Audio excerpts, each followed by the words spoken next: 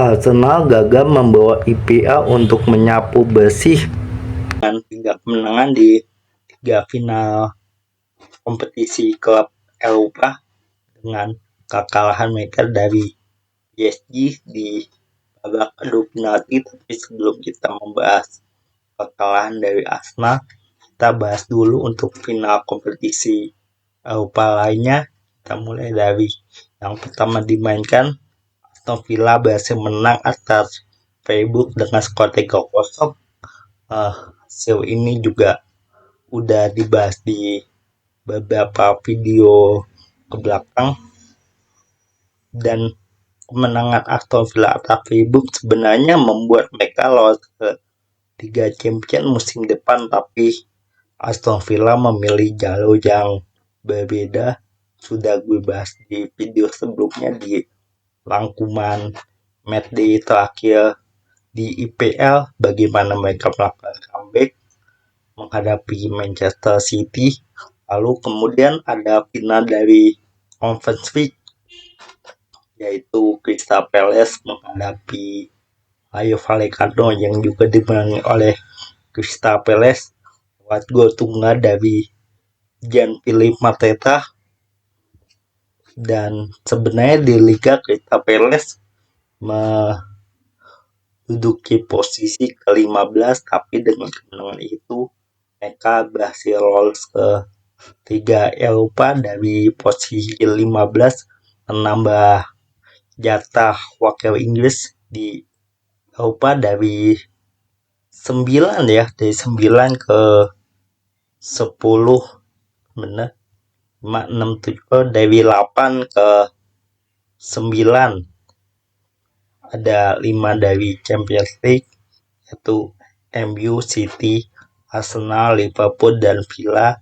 Lalu 3 Europa League, Sunderland, terus Crystal Palace sama Bournemouth. Lalu ada Brighton, total berarti 9. Dan kemudian gue kira dengan kemenangan 2 kompatriotnya mungkin akan menjadi boost tambahan bagi Arsenal. Tapi ternyata kalau kita lihat di pertandingan, Arsenal unggul lebih dulu lewat gol dari Kai Havertz di menit ke-6, yang awalnya itu gue kira bakalan di cut back ya, atau mungkin cut inside dari Kai Havertz, tapi ternyata Kai Havertz mencoba untuk menembak dari sudut sempit tersebut dan ternyata berhasil. 1-0 Arsenal unggul. Tapi di sini mungkin kekalahan dari Arteta.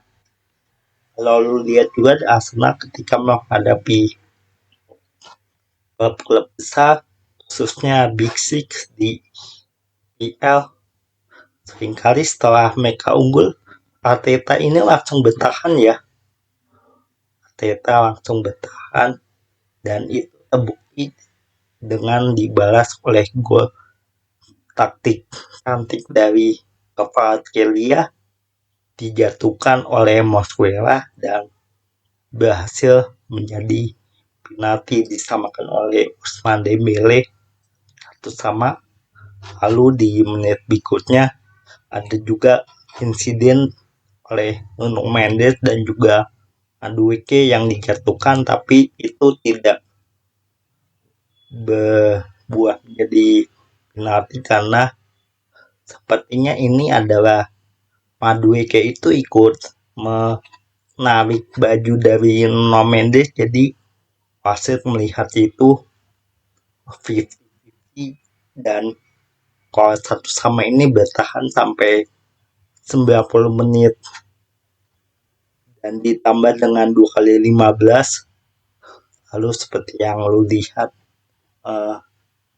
Gabriel dan juga Eze gagal mengkonversi penalti masukkan gol ke gawang Safonov, dan kemudian PSG bisa menang dengan skor 4-3 di adu penalti. Kai Havertz itu mencetak gol di awal-awal laga lebih tepatnya di 6 menit awal pertandingan. Artinya masih ada sekitar 85 menit pertandingan ya untuk PSG mengejar ketertinggalan atas Arsenal, tetapi Arsenal hanya bertahan di sisa menit yang sangat panjang itu.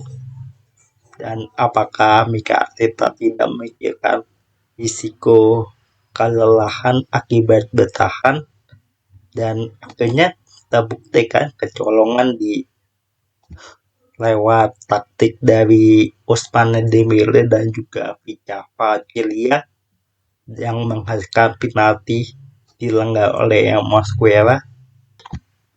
Setelah gol itu barulah Arsenal berusaha untuk bermain menyerang seperti memasukkan pemain-pemain depan, dan Mikel Arteta juga seperti tidak mengubah taktik dengan sisa waktu yang ada gitu. Kalau kita lihat juga penalti Dembele itu ada di menit ke gue cek dulu. Penalti Dembele itu ada di menit ke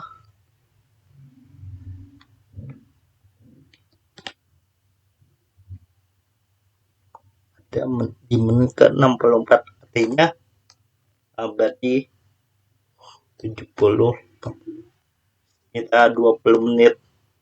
Setelah sekitar 20 menit sisa ya, Mikel Arteta baru berusaha untuk menyerang, dan di sebelum-sebelumnya dia kemana gitu, kenapa mainnya bertahan. Dan di sini kalau kita lihat berdasarkan data, di sini PSG memiliki nilai expected goal yaitu 1,77, sedangkan Arsenal memiliki nilai 0,5. Lalu goal precision 76 berbanding 75 berbanding 25. Lalu untuk total shot 11/7, shot on target 4/1. Ya mungkin satu shot on target Arsenal itu gol dari Havertz. Lalu Big Chan ada 3/1. Dan berarti statistik ini menunjukkan bahwa Arsenal itu memang bermain bertahan. Jadi lu lihat dari statistik aja udah bisa ngebayangin kalau permainan dari Arsenal itu bertahan. Tapi kalau kita lihat juga di sini, kalau kita lihat di aplikasi live score, dia menempatkan David Raya ya sebagai man of the match di pertandingan ini. Di sini kalau kita lihat di flash score itu dia nilainya ada di angka 7,0. Lalu kalau kita lihat di Fortmob, kemarin gue kebalik, di Fortmob itu dia nilainya 8,0 ya. Jadi dia mendapatkan man of the match dengan rate tinggi. Artinya pertahanan dari Arsenal itu sebenarnya tidak berguna ya, hanya saja karena performa dari David Raya di pertahanan Arsenal mampu membantu permainan dari pertahanan dari Arsenal dalam menghadapi gempuran dari trio penyerang dari PSG. Oke, sampai jumpa di video berikutnya.